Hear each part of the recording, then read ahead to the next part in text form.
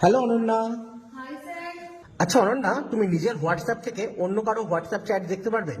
হ্যাঁ স্যার পারবো। কিভাবে? এর জন্য আমাদের এখানে হোয়াটসঅ্যাপ ওপেন করতে হবে। এরপর ওপরে এখানে 3 ডটসে ক্লিক করতে হবে। এরপর এখানে সেটিংস অপশনে ক্লিক করতে হবে। এরপর এখানে প্লাস আইকনে ক্লিক করতে হবে। এরপর অ্যাড অ্যাকাউন্টে ক্লিক করতে হবে। এরপর এখানে এগ্রি অ্যান্ড কন্টিনিউ অপশনে ক্লিক করতে হবে। এরপর এখানে 3 ডটসে ক্লিক করে লিঙ্ক অ্যাজ কম্পেনিয়ন ডিভাইস অপশনে ক্লিক করতে হবে। এরপর যেই ফোনের হোয়াটসঅ্যাপের চ্যাট আমরা দেখতে চাই সেই ফোন থেকে এই কিউআর কোডটি স্ক্যান করে নিতে হবে। এরপর যেই ফোনের হোয়াটসঅ্যাপের চ্যাট আমরা দেখতে চাই সেই ফোনের হোয়াটসঅ্যাপ ওপেন করে 3 ডটসে ক্লিক করতে হবে। এরপর লিঙ্কড ডিভাইসেস অপশনে ক্লিক করতে হবে। এরপর লিঙ্ক এ ডিভাইস অপশনে ক্লিক করতে হবে।